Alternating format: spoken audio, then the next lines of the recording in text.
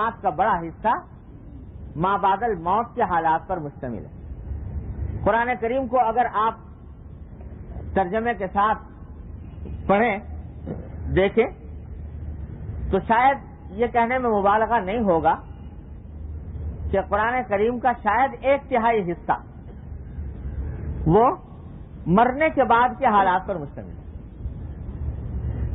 قیامت کیسے آئے گی، جنت کے کیا حالات ہیں، جہنم کے کیا حالات ہیں، اور انسان کی موت کے بعد کیا واقعات پیش آنے والے ہیں، تقریباً 1/3 حصہ قرآن کریم کا اسی کے اوپر صرف ہوا۔ مقصد یہ ہے کہ انسان اس دنیا میں رہے ضرور، لیکن ساتھ ساتھ یہ بھی پیش نظر رکھے کہ آگے کیا ہونے والا ہے۔ وہ انسان اگر اپنے سامنے رکھے تو اس کی دنیا کی زندگی بھی درست ہو جاتی ہے، اور اگر وہ بھول جائے، موت سے غافل ہو جائے، مرنے کے بعد کے حالات سے غافل ہو جائے، اللہ کے سامنے جوابدہی کے احساس سے غافل ہو جائے تو دنیا کی زندگی بھی خراب ہو جاتی ہے۔ تو اصل مقصود اصل میں یہی ہے کہ اس زندگی کی فکر ہم آپ یہاں پر جو بیٹھتے ہیں یہ تھوڑی دیر کے لیے، اصل مقصود اس کا یہی ہے کہ اللہ تبارک و تعالی اس مجلس کے ذریعے اور باہم بیٹھنے کے ذریعے وہ فکر ہمارے دلوں میں پیدا فرما دے، اس زندگی کو بہتر بنانے کی فکر پیدا فرما دے۔ لہذا جو کچھ یہ آ رہا ہے اس آخری باب میں، یہ در حقیقت حاصل ہے پوری تعلیمات کا۔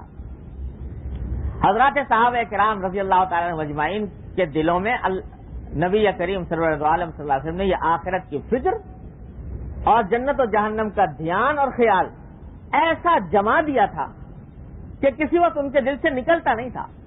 دنیا کی کوئی زیب و زینت، دنیا کی کوئی لذت، کوئی مال و دولت ان کو دھوکہ نہیں دے سکتی تھی۔ وہ جانتے تھے کہ حقیقت حال یہ ہے کہ یہ دنیا کی جو کچھ لذت یا راحت ہے یہ چند دن کی ہے، اس کے بعد جو اصل حقیقت ہے وہ آنے والی ہے۔ ایک نقل و حرکت سے نبی کریم صلی اللہ علیہ وسلم نے یہ بات اس طرح صحابہ کرام کے دل میں بٹھا دی۔ کیسے بٹھا دی؟ حدیث میں آتا ہے کہ ایک مرتبہ نبی کریم سرور عالم صلی اللہ علیہ وسلم تشریف فرما تھے تو کہیں باہر سے کوئی کپڑا آیا، کوئی ریشمی قسم کا بڑا شاندار، اس کے اوپر نقش و نگار بنے ہوئے۔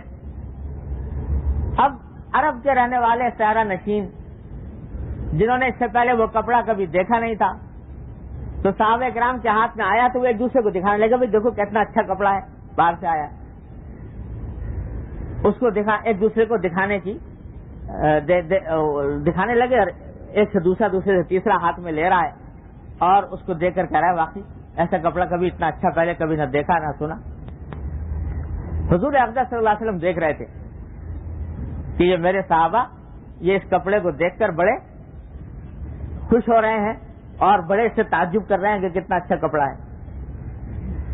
تو حضرت صلی اللہ علیہ وسلم اس موقع پر صحابہ کرام سے خطاب کرتے ہوئے فرمایا کہ کیا تمہیں اس کپڑے کو دیکھ کر تعجب ہو رہا ہے؟ یہ کپڑا تمہیں بہت اچھا لگ رہا ہے۔ آپ نے قسم کھا کر فرمایا کہ سعد بن معاذ کو رضی اللہ تعالی عنہ، جو ایک صحابی تھے جن کا انتقال ہو گیا تھا، سعد بن معاذ رضی اللہ تعالی عنہ کو جنت میں جو رومال ملے ہیں، یعنی وہ رومال جو ناک پہنچنے کے لیے اور چہرہ صاف کرنے کے لیے جو رومال ملے ہیں، وہ اس کپڑے سے زیادہ درجے بہتر ہیں۔ تو فوراً توجہ دلائی، دل کھنچنے لگا تھا دنیا کی اس زینت کی طرف، دنیا کے اس دولت کی طرف اور اس اچھے شاندار کپڑے کی طرف دل کھنچنے لگا تھا۔ تو خیال آیا کہ کہیں ایسا نہ ہو کہ میرے یہ صحابہ اس دنیا کی زیب و زینت میں اٹک کر رہ جائیں اور آخرت سے غافل ہو جائیں۔ فوراً تنبیہ فرمائی کہ سعد بن معاذ کو جو جنت میں رومال ملے ہیں وہ اس سے 1000 درجے بہتر ہیں۔ ایک ایک چیز کے اوپر نگاہ تھی نبی کریم صلی اللہ علیہ وسلم کی کہ ان کا دھیان دنیا میں ایسا منہمک نہ ہونے پائے کہ آخرت سے غافل ہو جائیں اور مرنے کے بعد کی زندگی سے غافل ہو جائیں۔ اس واسطے قدم قدم پر مرنے کے بعد کے حالات آپ نے بتائے صحابہ کرام کو۔ اسی سلسلے کی یہ 2 حدیثیں ہیں جو میں یہاں پر اب پڑھ رہا ہوں۔ اللہ تبارک و تعالیٰ اس کا استحضار، اس کا دھیان ہم سب کو عطا فرمائے اور اس کا اثر ہماری زندگیوں کے اندر پیدا فرمائے۔ یہ روایت ہے کہ نبی کریم سرور دو عالم صلی اللہ علیہ وسلم نے ارشاد فرمایا کہ جب کسی مومن کی زندگی کا وقت ختم ہونے کو آتا ہے، اللہ تعالیٰ نے ہر ایک انسان کی زندگی کا ایک وقت لکھا ہوا ہے، مقرر کیا ہوا ہے، اس سے آگے پیچھے نہیں ہو سکتا۔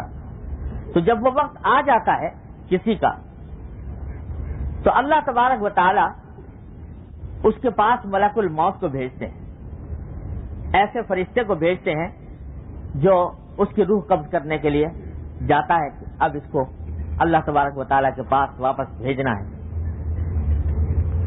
تو جب وہ ملک الموت آتا ہے اس کی روح قبض کرنے کے لیے، تو آپ جانتے ہیں کہ ہر انسان کے ساتھ اللہ تبارک و تعالیٰ نے 2 فرشتے مقرر فرمائے ہیں اس کے اعمال لکھنے کے لیے۔ ایک فرشتہ ہے جو اس کے نیک اعمال لکھتا ہے اور ایک فرشتہ ہے جو اس کے برے اعمال لکھتا ہے، جس کو قرآن کریم میں کرامن کاتبین سے تعبیر کیا گیا ہے۔ اور روایات سے معلوم ہوتا ہے کہ ایک اس کے دائیں جانب ہوتا ہے اور ایک اس کے بائیں جانب ہوتا ہے۔ دائیں جانب والا فرشتہ نیک اعمال لکھتا ہے، بائیں جانب والا فرشتہ اس کے برے اعمال لکھتا ہے۔ تو یہ فرشتے وہ ہیں کہ جب سے انسان بالغ ہوا اور مکلف ہوا، اس بالغ ہونے کے وقت سے لے کر مرتے دم تک اس کے ساتھ رہتے ہیں، ایک لمحے ایک پل اس سے جدا نہیں ہوتا۔ اور اس دنیا میں کوئی بھی صحبت اتنی طویل، اتنی مسلسل، اتنی متواتر نہیں جتنی صحبت ان فرشتوں کی ہے۔ کوئی باپ بیٹے کے ساتھ اتنا نہیں رہتا، کوئی شوہر بیوی کے ساتھ اتنا نہیں رہتا، کوئی دوست دوست کے ساتھ اتنا نہیں رہتا، کوئی قریب عزیز دوسرے عزیز کے ساتھ اتنا نہیں رہتا۔ لیکن یہ فرشتے وہ ہیں کہ جو کسی لمحے انسان سے جدا نہیں ہوتے، ہر لمحے اس کے ساتھ ہیں۔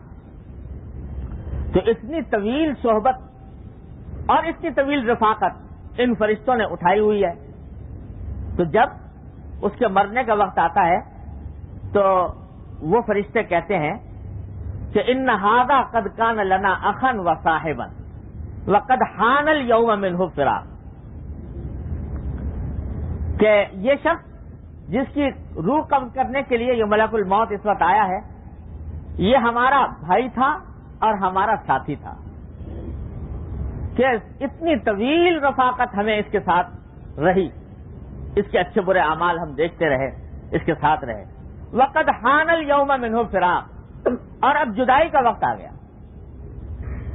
جب سے بالغ ہوا تھا اس سے لے کر آج تک جدائی نہیں ہوئی تھی، اب جدائی کا وقت آ گیا۔ تو وہ کہیں گے ملک الموت سے کہ ہمیں ذرا اجازت دیجئے کہ ہم اپنے اس بھائی کے بارے میں اپنا تبصرہ بیان کریں کہ ہم نے اس کو کیسا پایا اور یہ آدمی کیسا تھا۔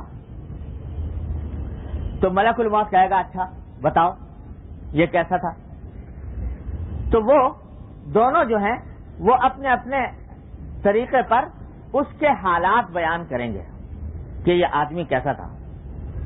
تو کہیں گے اس سے خطاب کر کے، یعنی مرنے والے سے خطاب کر کے کہیں گے کہ ہم تمہارے لیے دعا کرتے ہیں کہ اللہ تبارک و تعالیٰ تم کو جزائے خیر عطا فرمائے۔ یہ مومن کی بات ہو رہی ہے، کہ مومن کے روح قبض ہونے کی بات ہو رہی ہے۔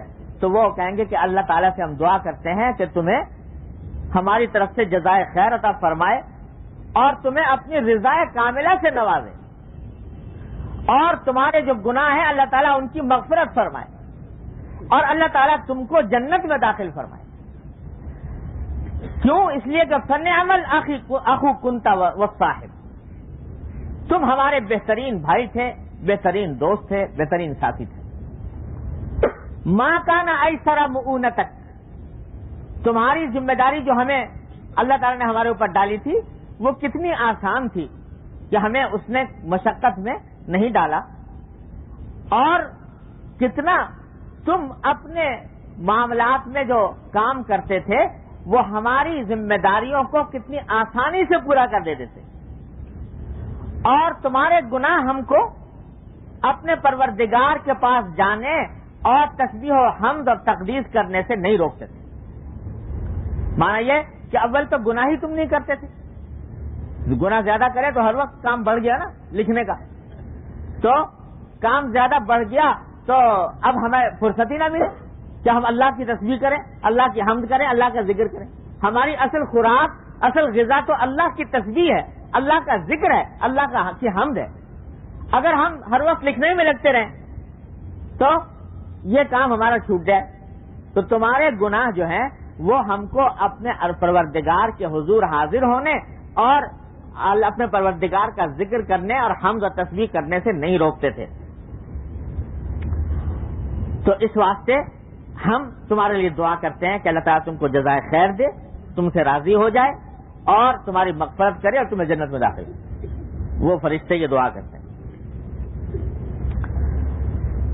جب یہ بات سنتا ہے ملک الموت ان فرشتوں کی زبانی کہ انہوں نے اس کے اوپر یہ تبصرہ کیا, یہ دعا دی اور یہ تعریف کی, تو ملک الموت کہتا ہے کہ اخرج ایھا الروح الطیب الی خیر یوم مر علیک, کہ اے پاکیزہ روح تم اپنے بدن سے آج نکل آؤ, ایک ایسے دن کی طرف تمہیں لے جانا ہے کہ تمہاری ساری زندگی میں سب سے بہترین دن آج کا ہوگا. الی خیر یوم مر علیک, پیدائش سے لے کر اب تک جتنی تم نے زندگی گزاری ہے اس ساری زندگی کے مقابلے میں سب سے زیادہ بہترین دن آج کا ہوگا جب تمہیں اس بدن کی قید سے آزاد کیا جائے گا. فنعم ما قدمت لنفسک, تو جو کچھ تم نے اپنی زندگی میں اپنے لیے آگے توشہ بھیجا ہے آخرت کا, وہ بڑا اچھا تحفہ ہے, بڑا اچھا توشہ ہے. اخرج الی الروح والریحان, آؤ نکلو اللہ تبارک و تعالیٰ کی رحمتوں کی طرف اور جنت کی خوشبوؤں کی طرف تمہیں لے کر جاتا ہوں. وہ جنات النعیم, اور نعمتوں والی جنتوں کی طرف تمہیں لے کر جاتا ہوں. ورب علیک غیر غضبان, اور ایسے پروردگار کی طرف تمہیں لے کر جا رہا ہوں جو تم سے ناراض نہیں, تمہارے اوپر اس کا غضب نہیں, تمہارے سے وہ ناراض نہیں. یہ ہوتا ہے مومن کے روح کے قبض ہونے کا منظر جو نبی کریم سرور دو عالم صلی اللہ علیہ وسلم نے ان الفاظ میں کھینچا کہ اس شان کے ساتھ مومن کی روح اس کے جسد سے نکالی جاتی ہے, قبض کی جاتی ہے. جب اس خیر مقدم کے عالم میں مومن کی روح قبض کی جاتی ہے تو اس کے بعد کے حالات اس کے مطابق ہوتے ہیں, جس کی تفصیل اگلی روایت میں آ رہی ہے انشاءاللہ. اس کے برخلاف فرمایا کہ اگر کوئی کافر بندہ ہے الیاذ باللہ العلی العظیم, جب اس کے دنیا کے دن ختم ہونے کو آتے ہیں, مرنے کا وقت قریب آتا ہے, اللہ تعالیٰ اس کے پاس ملک الموت کو بھیجتے ہیں, تو اس کے جو اعمال لکھنے والے ہیں فرشتے, وہ بھی یہی کہتے ہیں کہ یہ ہمارا ساتھی تھا اور اب اس سے جدائی کا وقت قریب آ رہا ہے, تو ہمیں ذرا موقع دو کہ ہم اس کے بارے میں اپنا تبصرہ پیش کریں. ملک الموت کہتا ہے کہ ٹھیک ہے اپنا تبصرہ کرو.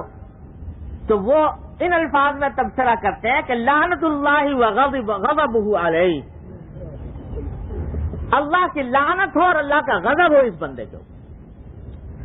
ولا غفر لہ, اور ہم دعا کرتے ہیں کہ اللہ تعالیٰ اس کی کبھی مغفرت نہ کرے, اور دعا کرتے ہیں کہ ادخلہ النار, اس کو جہنم میں داخل کرے. کیوں؟ اس لیے کہ فبئس الصاحب, یہ ہمارا ساتھی تو تھا لیکن بدترین ساتھی تھا. ما کان اشد مؤونتہ, اس کی ذمہ داری ہمارے لیے کتنی گراں تھی, کتنی تکلیف دہ تھی. اس کے اعمال, اس کے افکار, اس کے عقائد, اس کے خیالات, اس کی خواہشات سب ایسی تھیں کہ ان کو دیکھ دیکھ کر ہمیں تکلیف ہوتی تھی اور ان کو دیکھ دیکھ کر ہمارا دل کڑتا تھا. اور اس کے گناہ ہمیں اپنے پروردگار کی طرف جانے سے مانے ہوتے تھے, پروردگار کے حضور حاضر ہونے سے مانے ہوتے تھے. تو جب یہ تبصرہ ملک الموت سنتا ہے تو کہتا ہے کہ اخرج ایھا الروح الخبیث، اے خبیث گندی روح، تو اب جسم سے نکل آ، الی شر یوم مر علیک، تجھے اب ایک ایسے دن میں کی طرف جانا ہے کہ پیدائش سے لے کر اب تک کوئی دن اتنا برا نہیں گزرا تھا جتنا کہ آج تیرے لیے اسے تو برا دن گزرنے والا ہے۔ فبئس ما قدمت لنفسک، جو توشہ تو نے اپنے لیے آگے بھیجا ہے وہ بدترین توشہ ہے۔ اخرج الی الحمیم وتصلیۃ الجحیم، اپنے جسم سے نکلو کھولتے ہوئے پانی کی طرف اور دہکتی ہوئی آگ کی طرف، ورب علیک غضبان، اور ایسے پروردگار کی طرف جو تجھ سے ناراض ہے، جس کا غضب تیرے اوپر ہو رہا ہے۔ اس حالت میں اس طرح اس کو نکالا جاتا ہے۔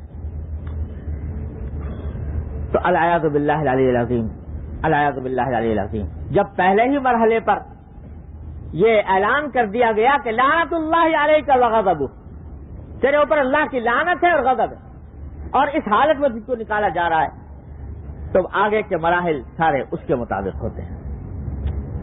العیاذ باللہ، اللہ تعالی ہر مومن کو اس انجام سے محفوظ فرمائے۔ اب سنیے، یہاں یہ حدیث ختم ہو گئی۔ دوسری روایت میں جو آگے بیان کی ہے عبداللہ بن مبارک نے، اس سے اگلا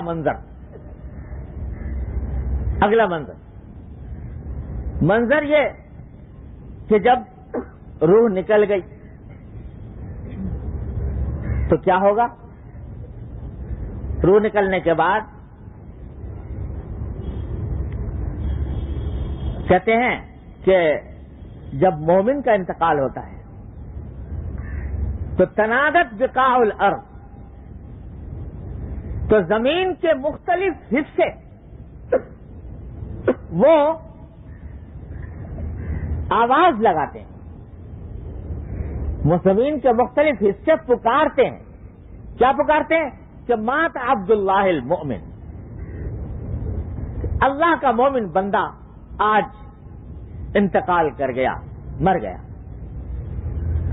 اور اس کے اوپر آسمان و زمین روتے ہیں۔ تو باری تعالیٰ ان سے پوچھتے ہیں، زمین کے اور آسمان کے ان حصوں سے جو ان پر رو رہے ہیں، کہ ما یبکیکما علی عبدی، میرے بندے پر کیوں رو رہے ہو؟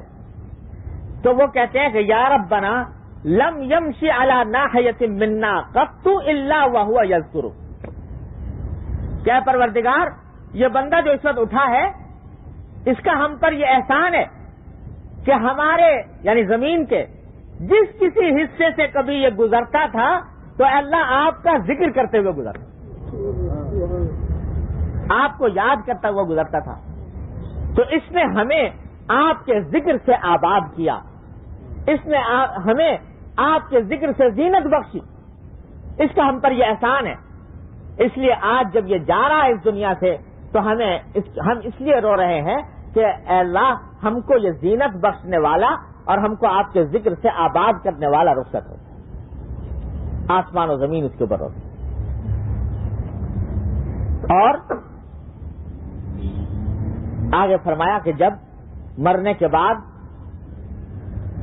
مومن کو جنازے میں اٹھا کر لے جایا جاتا ہے، جنازہ میں رکھ دیا گیا اور لوگ اٹھا کر لے جا رہے ہیں کندھا بدل بدل کر، تو حدیث میں اس جگہ یہ فرمایا گیا ہے کہ وہ بندہ جس کو جنازے پر اٹھا کر لے جا رہے ہیں وہ اپنے اٹھانے والوں سے یہ کہتا ہے، کس طرح کہتا ہے؟ زبان حال سے کہتا ہے یا حقیقتاً اللہ تبارک و تعالیٰ اس کو کوئی زبان عطا فرماتے ہیں، اسے کہتا ہے اللہ ہی بہتر جانتا ہے، لیکن کہتا ہے کیا کہتا ہے کہ اسرعوا بی، مجھے جلدی لے جاؤ، مجھے جلدی لے جاؤ۔ کیوں؟ اس واسطے کہ ایک بہترین منزل میرا انتظار کر رہی ہے، ایک ایسے وطن میں پہنچنا ہے جس کی طرف میں میری ساری زندگی گزاری، اس واسطے مجھے جلدی لے جاؤ۔ اور اسی وجہ سے حدیث میں فرمایا نبی کریم صلی اللہ علیہ وسلم نے کہ جب کسی کا انتقال ہو جائے تو چاہے وہ مومن ہو یا کافر، نیک ہو یا بد، اس کو جلدی سے جلدی دفن کرنے کی کوشش کرو. کیوں؟ حدیث میں خود وجہ بیان فرمائی کہ اگر وہ مومن تھا، نیک تھا، تو بھائی اس کو اپنی منزل پر پہنچنے میں کیوں دیر کراتے ہو؟ جلدی سے جلدی اس کو پہنچاؤ اپنی منزل پر. اللہ تبارک و تعالیٰ کی رحمتوں کی آغوش میں اس کو جانا ہے تو اس کے راستے میں رکاوٹ نہ بنو، جلدی سے جلدی اس کو پہنچاؤ. اور اگر وہ کافر ہے اور برا ہے تو حدیث میں فرمایا فلا یبعد الا اہل النار، کہ بھئی اب جب دوزخی ہے تو دوزخی کو جلدی سے جلدی اپنے آپ سے رخصت کرو، اپنے آپ سے ہٹاؤ، اس کو تو جلدی سے جلدی رخصت کرو. تو ہر حالت میں مردے کو جلدی سے جلدی دفن کرنے کی کوشش، یہ اس کی تاکید فرمائی نبی کریم صلی اللہ علیہ وسلم نے. ہمارے ہاں اس بارے میں بڑی غفلتیں ہوتی ہیں، بہت دیر کر دی جاتی ہے بلا وجہ. کسی معقول وجہ کی وجہ سے ہو، عذر کی وجہ سے ہو تو بات دوسری، لیکن عام حالات میں جلدی سے جلدی جتنا ہو سکے تجہیز و تکفین میں اور دفن میں جلدی کرنے کا حکم ہے شریعت کے اندر. بہرحال فرمایا کہ وہ کہتا یہ ہے کہ مجھے جلدی لے جاؤ اپنی منزل کی طرف.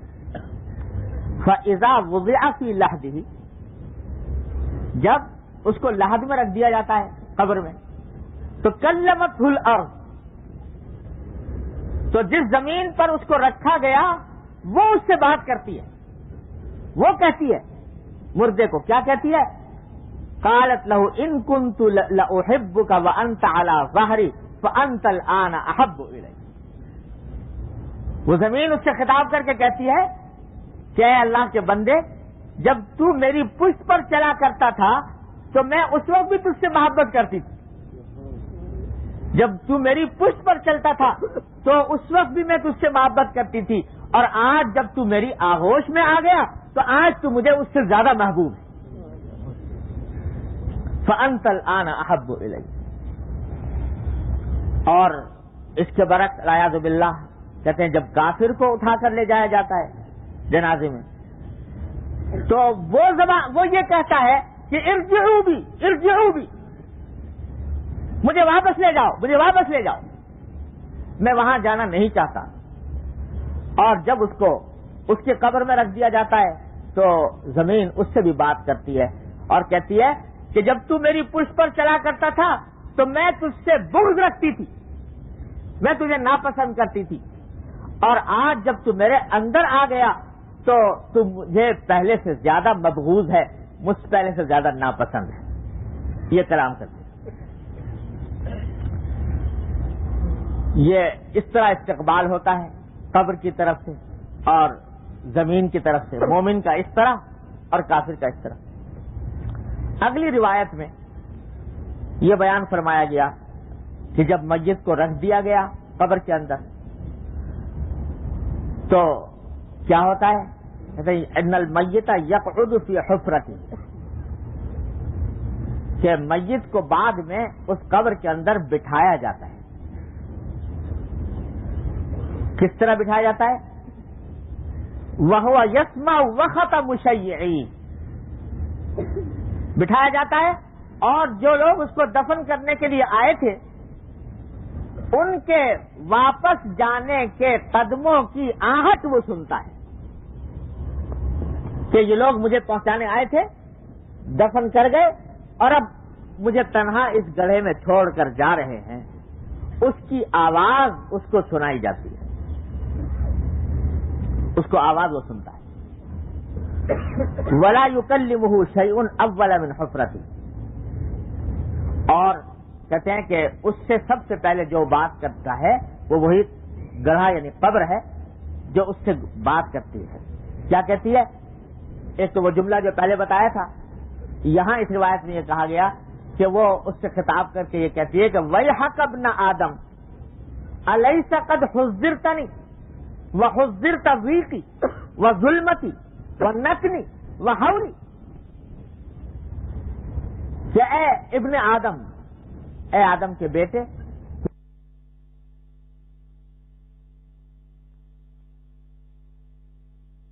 اب تمہارے پاس موجود ہو کہ یہ لے کر آیا ہوں. یہ وہ باتیں ہیں جو حضور اقدس نبی کریم صلی اللہ علیہ وسلم نے ان روایت نے اور آپ کے صحابہ کرام نے ان روایتوں کے اندر بیان فرمائی. یہ بات تو ہر مسلمان جانتا ہی ہے کہ اس کے بعد منکر اور نکیر کے سوالات ہوتے ہیں، اور اس منکر نکیر کے سوالات کے بعد اگر ایمان اور عمل صالح عطا فرمایا ہے کسی بندے کو اللہ تبارک و تعالی نے، تو یہ قبر کی ظلمت اور قبر کی تنگی اللہ تبارک و تعالی اس کو پھیلا دیتے فرما لیتے، اور اتنی وسعت عطا فرماتے ہیں کہ کما بین السماء والارض بعض روایتوں کے اندر آتا ہے جیسے آسمان اور زمین کے درمیان کی اس قبر کے چھوٹے سے گڑے میں اتنی وسعت پیدا ہو جائے. جنت کی ٹھنڈی ہوائیں اس کو ملتی ہیں اور کھڑکی کھول دی جاتی ہے جنت کی، اور اللہ تعالیٰ فرماتے ہیں کہ نم کنومت العروس، اب سو جاؤ، ایسے سو جاؤ جیسے کہ ایک دلہن سوتی ہے، اور اس طرح سو کر تمہیں کوئی نہیں اٹھائے گا سوائے اس کے جس سے تمہیں بہت زیادہ جو تمہیں پسند ہوگا. یعنی آخرت میں اللہ تبارک و تعالیٰ جب تمہیں اٹھائیں گے جنت کے لیے، جنت میں لے جانے کے لیے، اس وقت تک تمہارے اوپر ایک حسین اور خوشگوار اور میٹھی نیند تمہیں عطا کر دی جاتی ہے. نم کنومت العروس. اور اگر خدا نہ کرے اعمال خراب ہوں، الیاذ باللہ العلی العظیم، اعمال خراب ہوں، تو اسی قبر کے اندر یہ قبر ہی ظلمت کا اور عذاب کا منظر پیش کرتی ہے. اس میں خدا جانے عذاب کی کیسی کیسی قسمیں اللہ تبارک و تعالی نے پیدا فرمائی ہوئی ہیں. اسی قبر کے اندر تاریکی ہوتی ہے، اسی کے اندر سانپ بچھو ہوتے ہیں، اسی کے اندر اللہ بچائے اس کے اندر مار پیٹ ہوتی ہے، اور کیا کچھ ہوتا ہے احادیث کے اندر تفصیل اس کی آئی ہے عذاب قبر کی. اللہ تعالیٰ اپنی رحمت سے، اپنے فضل و کرم سے ہم سب کو اس عذاب قبر سے بھی اور عذاب حشر سے بھی، عذاب دوزخ سے بھی اپنی رحمت سے نجات عطا فرمائے. میرے والد ماجد صلی اللہ تعالیٰ سے فرمایا کرتے تھے، بعض لوگ کہتے ہیں نا کہ بھائی ابھی تو حساب و کتاب ہوا نہیں، آخرت میں جا کے قیامت کے بعد حساب و کتاب ہوگا، اس کے بعد جنت جہنم کے فیصلے ہوں گے، تو یہاں ابھی قبر سے کیسے عذاب اور ثواب شروع ہو گیا؟ عذاب ثواب جو ہے وہ تو اس وقت ہونا چاہیے جب حساب کتاب پورا ہو جائے. حساب کتاب ہوگا آخرت میں جب حشر میدان حشر ہوگا، میدان حشر کے بعد حساب و کتاب ہوا کرے گا. تو میرے والد ماجد قصر اللہ تعالیٰ سے دولت اللہ تعالیٰ ان کے درجات بیان فرمایا کرتے ہیں بھائی یہ جو عالم برزخ ہے، یعنی عالم برزخ اس عالم کو کہتے ہیں جو مرنے کے بعد سے لے کر اور قیامت کے قائم ہونے تک کا جو زمانہ ہے، برزخ اس کو کہتے ہیں. یہ عالم برزخ جو ہے یہ در حقیقت ویٹنگ روم ہے آخرت کا. تو فرمایا کرتے کہ جیسے اگر فرسٹ کلاس کے مسافر ہو تو اس کا ویٹنگ روم بھی فرسٹ کلاس ہوگا، اگر سیکنڈ کلاس کے مسافر ہو تو اس کا ویٹنگ روم بھی ویسا ہی ہوگا، اور اگر تھرڈ کلاس کے ہو تو اس کا ویٹنگ روم بھی ویسا ہی ہوگا. تو اگر اعمال صالح ہیں تو فرسٹ کلاس کے ویٹنگ روم میں ہو، لہذا وہاں پر جنت کی کھڑکی کھلی ہوئی ہے، ہوائیں آ رہی ہیں، اللہ تعالیٰ کی نعمتیں پہنچ رہی ہیں. اور اگر خدا نہ کرے برے اعمال ہیں تو یہ ویٹنگ روم ہے دوزخ کا، الیاذ باللہ. لہذا وہ حوالات ہے، اصل سزا تو جیل میں جا کے شروع ہوگی، لیکن یہ حوالات ہیں، حوالات میں بھی پٹائی ہوتی ہے. تو یہ جو وقت ہے یہ ویٹنگ انتظار کا وقت ہے. اس واسطے اس کے اندر بھی عذاب کی جھلکیں دکھائی جاتی ہیں اور ثواب کی جھلکیں دکھائی جاتی ہیں قبر کی حالت میں. اللہ تعالیٰ اپنی رحمت سے، اپنے فضل و کرم سے ہم سب کو اللہ تعالیٰ عذاب قبر سے نجات عطا فرمائے، اپنے غضب سے نجات عطا فرمائے، اور اللہ تبارک و تعالیٰ مومن کا انجام ہم سب کو عطا فرمائے. یہ ہے جناب عالم برزخ کی تھوڑا سا خاکہ جو اس حدیث کی ان روایتوں کے اندر حضور اقدس صلی اللہ علیہ وسلم کی زبانی بیان کیا. آگے پھر جنت اور جہنم کا تھوڑا سا ذکر ہے، اور اس کے بارے میں حضور اقدس صلی اللہ علیہ وسلم کے بعد ارشادات بیان فرمائے گئے ہیں. آج ہم اور آپ در حقیقت اس عالم کا تصور کر نہیں سکتے، کتنا ہی اپنے تخیل کو وسعت دیں، اس میں کھینچ تان کریں، لیکن ہماری سمجھ میں آ نہیں سکتا. اس واسطے قرآن و سنت نے تھوڑی تھوڑی جھلکیں ضرور بتائی ہیں اس عالم کی، لیکن اس کی پوری تفصیل نہ بتائی ہے، نہ بتائی جا سکتی ہے، نہ سمجھی جا سکتی. دیکھو حضرت مولانا رومی رحمۃ اللہ علیہ ایک بڑی اچھی مثال سے اس بات کو سمجھاتے ہیں کہ دیکھو جب ایک بچہ ماں کے پیٹ میں ہوتا ہے، ماں کے پیٹ میں ہے، اس نے ابھی تک دنیا دیکھی ہی نہیں. اس ماں کے پیٹ میں جو بچہ ہے اس کی ذہنیت کو، اس کے ذہن کو پڑھنے کی کوشش کرو. اس سے اگر کوئی یہ کہے کہ بھائی تو جس ماں کے پیٹ میں ہے یہ تو بہت ہی چھوٹا سا عالم ہے اور گندا ہے، اور جس چیز کو تو نے اپنا غذا بنا رکھا ہے،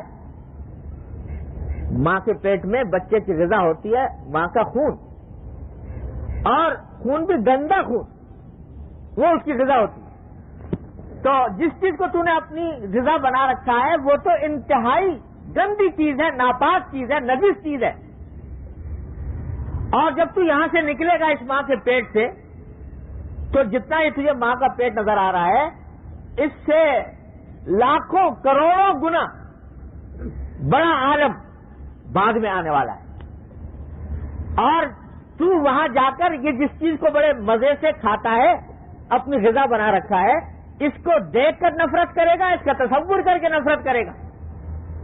اور وہاں تجھے ایسی غذائیں اور ایسی لطیف چیزیں کھانے کو میسر آئیں گی کہ تو یہ سب بھول جائے گا، اس کے اوپر لعنت بھیجے گا کہ میں کس چیز کو میں اپنی لذت کا محور سمجھ رہا تھا. اگر اس وقت اس بچے کو یہ بات کہی جائے ماں کے پیٹ میں، کیا وہ باور کر سکے گا؟ وہ تو سمجھے گا کہ میری یہی کائنات ہے اور اس سے باہر، اس سے بڑی کوئی کائنات ہو نہیں سکتی، اس سے بڑی کوئی دنیا نہیں ہو سکتی، اس سے بڑا کوئی عالم نہیں ہو سکتا، اور جو لذتیں مجھے یہاں نصیب ہو رہی ہیں اس سے بڑھ کر کوئی اور لذت ہو ہی نہیں سکتی. لیکن جب ماں کے پیٹ سے، تو میرے والد فرمایا کرتے تھے اللہ تعالیٰ کے درجات بلند فرمائے کہ حضرت انسان جو ہے جب ماں کے پیٹ سے دنیا کے اندر آتے ہیں تو ترک وطن کے صدمے میں روتے ہوئے تشریف لاتے ہیں کہ اس کو وطن بنا لیا تھا ماں کے پیٹ کو، اور اسی کے ساتھ اپنی آرزویں وابستہ کر لی تھی، اسی کے ساتھ اپنی تمنائیں وابستہ کر لی تھی، اسی کو اپنا سب کچھ سمجھ لیا تھا، اس کو اپنا دائمی وطن مستقل سمجھ لیا تھا. جب چھوڑ کر آئے تو ترک وطن کے صدمے میں تو روتے ہوئے تشریف لائے. یہاں آئے تو آنکھیں کھلی تو واقعی جس عالم میں تھے وہ تو کوئی اس کی حقیقت نہیں تھی، اور وہ کتنا گندا عالم تھا، کتنا ناپاک تھا، کتنا برا تھا. اور اب دنیا کے اندر آ کر میں جو آیا ہوں یہ ہے در حقیقت دیکھنے کی چیز، یہ ہے رہنے کی چیز، یہ ہے وطن. اور تھوڑے دن تک اپنے کمرے کو اپنی دنیا سمجھتا ہے کہ اس لیے کمرے سے باہر نکلا ہی نہیں. کوئی کہے کہ بھائی تو جس کمرے کو دنیا سمجھ رہا ہے یہ حقیقت میں یہ تو دنیا کا کروڑواں اربواں حصہ بھی نہیں ہے. وہ کہا کہ توبہ، ابھی تو وہ چھوڑ کر آیا ہوں ایک عالم، اس سے تو یہ پتا نہیں 1000 گنا زیادہ بڑا ہے کمرہ. اب کہتے ہو اس سے بھی بڑا ہوگا، تو اس سے بڑا کہاں سے ہو سکتا ہے؟ اس کا تصور نہیں آئے گا. پھر جب ذرا نکلا تو معلوم ہوا کہ صاحب یہ مکان جو ہے یہ اس میں اور بھی صحن بھی ہے، اس میں اور کمرے بھی ہیں. اس کی وسعت کا اندازہ ہوتا ہے، اسی کو سب کچھ سمجھتا ہے. وہاں سے نکلتا ہے تو کم از کم اپنی بستی کو، اپنے گاؤں کو، اپنے شہر کو سب سے بڑا سمجھتا ہے، اور اگلے کی کا تصور نہیں آتا. یہاں تک کہ اگر جب بڑا ہو گیا، عقل آ گئی، سمجھ آ گئی، تو اب کیا ہے؟ اب کہتا ہے کہ یہ دنیا ہی دنیا ہے، یہی میرا وطن ہے، یہی میرا عالم ہے، اور جو کچھ لذتیں مجھے یہاں نصیب ہیں اس سے بڑھ کر کوئی اور لذت ہو نہیں سکتی. جو دولت مجھے یہاں نصیب ہے اس سے بڑھ کر کوئی دولت نہیں ہو سکتی. لہذا اگر کوئی اللہ کا بندہ آ کر بتاتا ہے کہ ارے بھائی یہ تو دنیا جس کے اندر تو اس وقت گھرا ہوا ہے یہ تو ماں کے پیٹ سے بھی زیادہ گندی چیز ہے، اور جن کی خاطر تو لڑائی جھگڑے کر رہا ہے، یہ لڑائی جھگڑے جن چیزوں کی خاطر کر رہا ہے، ایک عالم ایسا آنے والا ہے کہ اس میں اس سب کو تو گندا سمجھے گا، قابل نفرت سمجھے گا کہ میں کس بات کے اوپر احمق بنا کرتا تھا، اب ماننے کو تیار نہیں، کہتا نہیں اس دنیا سے باہر کوئی چیز نہیں، میں تو یہی ہوں اور اسی کی دنیا کی لذتیں ہیں، اسی کی راحتیں ہیں، اسی کی دولتیں، اسی میں مگن ہے، اسی کی دوڑ دھوپ میں لگا ہوا۔ لیکن انبیاء کرام علیہم الصلاۃ والسلام آ کر بتاتے ہیں کہ نادان، جس طرح تو اب تک غفلت میں رہا ہے کہ ہر مرحلے پر تو نے آنے والے مرحلے کا انکار کیا، ہر مرحلے پر تو نے اپنے آپ کو وہی کا قیدی سمجھا اور اس سے آگے کی چیز کا انکار کیا، اسی طرح یہ بھی تیری منزل نہیں ہے، تیری منزل اور ہے آگے آنے والی۔ تو وہ انبیاء کرام علیہ السلام کی بات سمجھنے میں اس کو دشواری پیش آتی ہے۔ سمجھے کیسے؟ اس واسطے کہ ابھی تک ذہن اور فکر الجھا ہوا ہے اسی دنیا کی۔ میرے والد ماجد اللہ تعالیٰ ان کے درجات بلند فرمائے، ایک قصہ اپنا سنایا کرتے تھے اور اس سے بڑا کام لیا کرتے تھے۔ ہمارے کہ بچپن میں دیوبند میں کہتے ہیں، ہم جب مجھے یاد ہے کہ میں بچہ تھا تو ایک کھیل کھیلا کرتے تھے بچے۔ کھیل کیا کہ وہ پورے کہلاتے تھے ہمارے دیوبند میں، پتہ نہیں اس کا اور کیا نام ہوتا ہے، سرکنڈے جیسے ہوتے ہیں چھوٹے چھوٹے، کسی بانس کے۔ تو بچے جو ہوتے تھے وہ کوئی اگر اوپر ڈھال ہے تو بچے جو ہیں وہ لڑکاتے تھے سرکنڈے، اور اس میں ایک دوسرے سے آگے بڑھنے کی کوشش کرتے ہیں کس کا سرکنڈا پہلے زمین پہ پہنچتا ہے۔ تو جس کا پہلے پہنچ گیا وہ جیت گیا، اور اس جیتنے کے نتیجے میں دوسرے کا ایک سرکنڈا جو ہے وہ لے لیتا تھا، اس کا قبضہ کر لیتا تھا۔ تو کہتے ہیں یہ ایک کھیل تھا، کس کو سرکنڈے توڑ کے لائے 8-10، اب وہ دونوں نے لٹکانے شروع کیا، اب لے کے جس کا پہلے پہنچ گیا جو جیت گیا اس نے دوسرے کے سرکنڈے پر قبضہ کر لیا۔ تو فرماتے ہیں کہ مجھے یاد ہے وہ منظر کہ میں ایک مرتبہ اپنے تائے زاد بھائی کے ساتھ یہ کھیل کھیل رہا تھا، سرکنڈوں کا، پوروں کا، اوپر سے لڑکاتا اور جو جیت جاتا وہ دوسرے کے لے لیتا۔ تو میرے تائے زاد بھائی جو تھے انہوں نے مجھے اس کھیل میں ایسا ہرایا کہ جتنے میرے سرکنڈے توڑ کے لایا تھا سارے کے سارے انہوں نے قبضہ کر لیا۔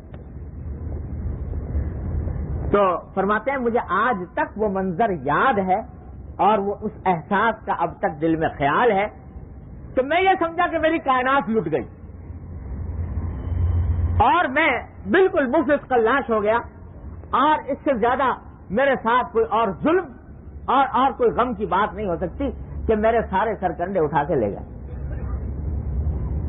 کہتے ہیں مجھے اب تک وہ منظر اس لیے یاد ہے کہ دل پر اتنا صدمہ ہوا تھا کہ جیسے کسی کی زمین جائیداد کو لوٹ کے لے جائے تو اس میں بھی اتنا صدمہ نہ ہو جتنا مجھے اس وقت ہوا تھا، آج تک وہ یاد ہے۔ لیکن اب جب اس کو یاد کرتا ہوں تو ہنسی آتی ہے کہ کس چیز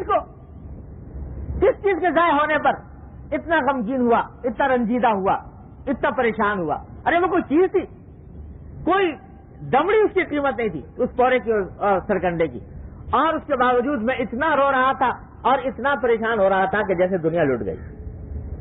تو فرماتے ہیں جس طرح ہم آج اس پر ہنس رہے ہیں، اللہ تبارک و تعالیٰ اپنی رحمت سے ہم کو جنت عطا فرما دے تو یہ وہاں جا کر اس زمین جائیداد کے جھگڑوں پر جو رنج اور صدمہ ہوتا ہے اس پر اسی طرح ہنسا کریں گے کہ یہ بھی کوئی چیز تھی جس کے اوپر ایک دوسرے سے لڑتے، یہ بھی کوئی چیز تھی جس کے اوپر اتنا صدمہ کرتے، اتنا افسوس کرتے، اتنا رنج کرتے۔ آج چونکہ آنکھوں پر پردے پڑے ہوئے ہیں اس دنیاوی زیب و زینت کے، اس واسطے آخرت کی نعمتوں کی قدر نہیں اور اسی کو سب کچھ سمجھے بیٹھے۔ اس لیے حضور نبی کریم صلی اللہ علیہ وسلم جنت کے حالات بیان فرماتے ہیں تاکہ ذرا کچھ تھوڑا سا اندازہ تو ہو تمہیں کہ کس چیز کو لیے بیٹھے ہو، کس چیز کو اپنا منتہا مقصود قرار دیا ہوا ہے۔ تو وہ ہے یہ اگلا باب اب تو وقت ختم ہو گیا، انشاءاللہ اللہ تعالیٰ نے زندگی عطا فرمائی تو اگلے جمعہ میں اس کی تفصیلات کروں گا. دعا فرمائیں. اللهم صل على سيدنا مولانا محمد وعلى ال محمد كما صليت على ابراهيم وعلى ال ابراهيم انك حميد مجيد. ربنا ظلمنا انفسنا وان لم تغفر لنا وترحمنا لنكونن من الخاسرين. ربنا ظلمنا انفسنا وان لم تغفر لنا وترحمنا لنكونن من الخاسرين. ربنا ظلمنا انفسنا وان لم تغفر لنا وترحمنا لنكونن من الخاسرين. ربنا آتنا في الدنيا حسنة وفي الآخرة حسنة وقنا عذاب النار. ربنا آتنا في الدنيا حسنة وفي الآخرة حسنة وقنا عذاب النار. ربنا لا تجعلنا فتنة للقوم الظالمين ونجنا برحمتك من القوم الكافرين. یا ارحم الراحمین، اپنے فضل و کرم اپنی رحمت سے ہمارے تمام گناہوں کو معاف فرما. یا اللہ ہمارے تمام چھوٹے بڑے اگلے پچھلے خفیہ علانیہ ہر طرح کے گناہوں کو معاف فرما. یا اللہ ہم سے جو کوتاہیاں غلطیاں سرزد ہوئی ہیں اپنی رحمت سے ان سب کی مغفرت فرما. یا اللہ اپنی رضا کاملہ عطا فرما، اپنی مغفرت کاملہ عطا فرما. یا اللہ اپنے فضل و کرم اپنی رحمت سے اعمال صالحہ کی توفیق عطا فرما. یا اللہ اپنے دین کی صحیح فہم عطا فرما. یا اللہ اس پر عمل کی توفیق عطا فرما. یا اللہ اس پر استقامت عطا فرما. یا اللہ ہر طرح کی معصیتوں سے، منکرات سے، حادثات اور سانحات سے ہمارے گھر والوں، متعلقین، احباب سب کی حفاظت فرما. یا اللہ ہم میں جو لوگ بیمار ہیں اپنی رحمت سے ان سب کو صحت و عافیت کاملہ عاجلہ مستمرہ عطا فرما. یا اللہ حاجی محمد نبی صاحب کی والدہ بیمار ہیں، انہوں نے پرچہ دعا کے لیے بھیجا ہے. یا اللہ اپنی رحمت سے ان کو صحت و عافیت کاملہ عاجلہ مستمرہ عطا فرما. یا اللہ اس مجمع کے اندر جن لوگوں کی جو مرادیں ہیں اپنی رحمت سے، جو جائز مرادیں ہیں اپنی رحمت سے ان کو پورا فرما. یا اللہ جو لوگ ہم سے دعا کے لیے کچھ کہنا چاہتے تھے نہیں کہہ سکے اپنی رحمت سے ان کی دلی مرادوں کو بھی پورا فرما. یا اللہ تمام حاضرین اور حاضرات کی تمام مقاصد میں کامیابی عطا فرما. یا اللہ اپنی رحمت اپنے فضل و کرم سے ہم سے جو غلطیاں لغزشیں ہوئی ہیں اپنی رحمت سے ان سب کو معاف فرما. یا اللہ جو کچھ ہم نے اس وقت مرنے کے بعد کے حالات پڑے ہیں، یا اللہ اپنی رحمت سے اپنے فضل و کرم سے ہم سب کا انجام بخیر فرما. یا اللہ ہم سب کا ایمان پر خاتمہ فرما. یا اللہ اپنی رحمت سے ایمان پر خاتمہ فرما. یا اللہ اپنی رحمت سے ایمان پر خاتمہ فرما، عمل صالح پر خاتمہ فرما. یا اللہ وہاں کی راحتیں مسرتیں عطا فرما. یا اللہ دنیا کی حقیقت سمجھنے کی توفیق عطا فرما. اللهم انا نسألك من خير ما سألك منه عبدك ونبيك محمد صلى الله عليه وسلم ونعوذ بك من شر ما استعاذ منه عبدك ونبيك محمد صلى الله عليه وسلم. ربنا تقبل منا انك انت السميع العليم وتب علينا انك انت التواب الرحيم. وصلى الله تعالى على خير خلقه محمد وآله وصحبه اجمعين. آمين برحمتك يا ارحم.